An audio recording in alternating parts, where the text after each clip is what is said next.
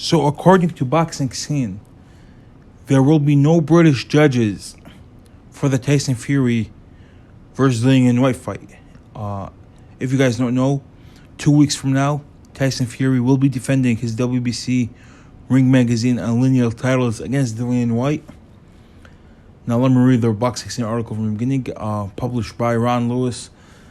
There will be a British referee, but no British judges for Tyson Fury's WBC heavyweight title defense against Dillian Whyte at Wembley Stadium on April 23. Despite both boxers coming from Britain, Fury's team requested to the WBC that there should be no British judges for the fight after a series of high-profile judging controversies. Indeed, Fury, who had his fallings out with the British Boxing Board of Control in the past, remains licensed with the Nevada State Athletic Commission and will only temporarily be licensed by the BBBFC for the fight. Mark Litson from Liverpool, who will be the referee for the fight, the first time he has taken charge of a world heavyweight title fight. The three judges will be Guillermo Cavarella from Italy, Robert Taper from Canada, and Juan Carlos Pelayo from Mexico.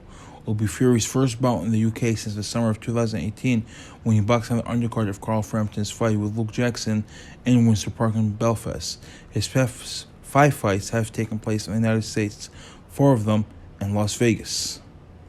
So that's the article right there. Tyson Fury, per his request, wanted no British judges after several robberies. And we continue to see robberies in British boxing.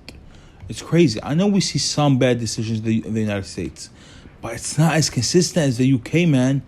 We always get horrendous officiating from British judges and referees. It's crazy, in my opinion. I just don't get why they do this. People know what's happening. You're not protecting the guy. You're just setting up that same guy for failure. Like a guy like Lewis Ritson. I forgot who he got a decision over. Let me just search up his name real quick on BoxRec. I forgot. They gave him a robbery decision in many people's eyes. I forgot against who exactly. I think Vasquez. Was it against Miguel Vasquez? Yeah, it was against Miguel Vasquez. What happened in his next fight? He fought a guy named Jeremias Nicolas Ponce. He almost got killed in that fight. It was a 10-round beatdown. An absolute beatdown. Almost got killed in that fight. That's what happens, man. That's what happens when you put these guys in places that they shouldn't be in. You give him the decision, a robbery decision, and he goes, fights world-class fighters, and gets killed. You're not doing him a favor. It's just BS, in my opinion. I don't even know what to say. Lewis Ritson still campaigning at 140. He just beat Dejan Zlatkin. If you guys don't know Dejan Zlatkin, he was that guy Mikey Garcia knocked out in his comeback for the WBC lightweight title. When was that? Yeah, that was back in 2017. I remember watching that fight live. Mikey Garcia took his head off. That guy seemed completely out of his level in that fight. I still remember that. Boom, right hook. Looping right hand. Knock that dude's head off completely. Mikey Garcia, when he was focused, he was a special fighter. Yep, it was on the Carl Frampton versus Leo Santa Cruz undercard. I remember that fight like it was yesterday. Well, I had no idea Josh Stiller was on that card. Interesting.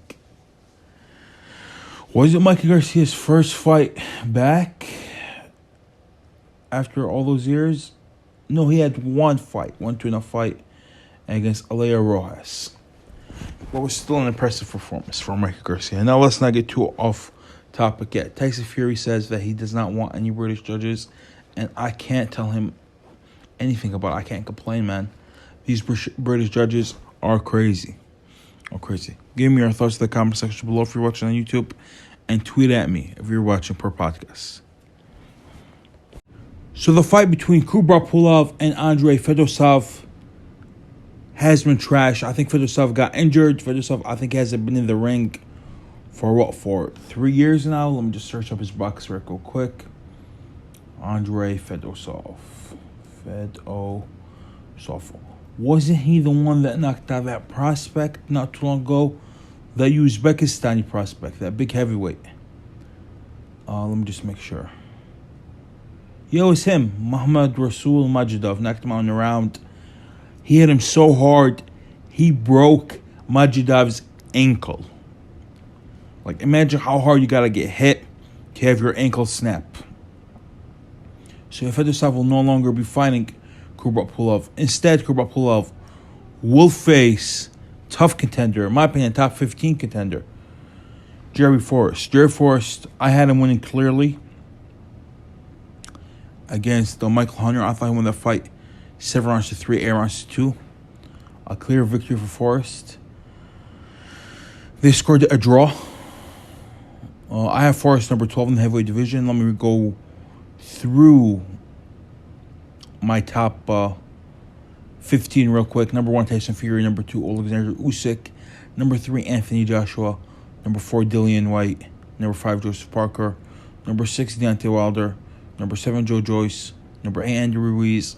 Number 9, Luis Ortiz. Number 10, Robert Helenius. Number 11, Tony Yoka. Number 12, Jerry Forrest. Number 13, Michael Hunter. Number 14, Martin Bakoli. Number 15, Hugh Fury. Number 16, Filip Perkovic. 17, my man Derek Chisora. 18, Marat Gassiev. 19, Arsenek Mahmudov. 20, Frank Sanchez. And since Pulev, we're going to be discussing Pulev, I have him right there at number 21. So that's my top 20, top 21 guys at heavyweight.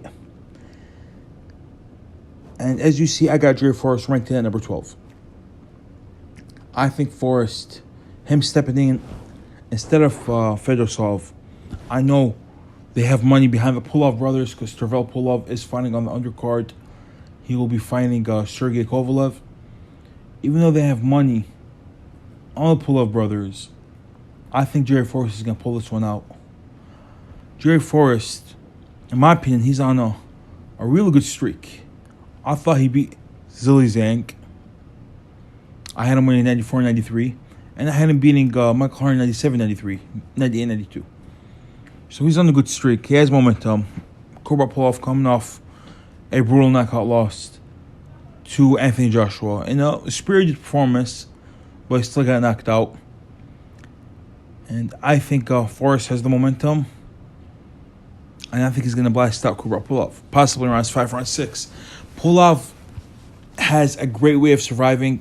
And I think if Pulev is just competitive, he will get the decision. Because Jerry Forrest, look, the thing I don't get about robberies, like you got a guy like Jerry Forrest, if he on paper, like he has the wins over Michael Hunter and Zhilei Zhang, you know how good that will look. You know you can promote that guy that way. You can perform that way. You can be like, got a new heavyweight contender. This guy just beat Zhilei Zhang and Michael Hunter back to back. Well, if he could beat Pulev, whether officially or unofficially, us fans will still rate him. If he can beat Pulev, he'd be coming off basically beating Zhilei Zhang, Michael Hunter, and Kubrat Pulev, losing a close competitive fight against Carlos Takam. A lot of people thought he beat Jermaine Franklin not too long ago. So he has a good resume. And especially on 3 fights in a row. Zhang, Hunter, and Pulev, that look highly impressive. 2 guys who have challenged for titles before. Zhang, who's about to be in a final eliminator for the IBF against Filip Perkovic. That would look highly impressive for Jerry Forrest's career, in my opinion. Now, I like to hear your thoughts. If you guys are on the podcast, listen to me. Tweet at me at Alzergani Sadiq on Twitter. And if you guys are on YouTube, comment below. Who do you think is going to win between Jerry Forrest and Kubrat Pulev?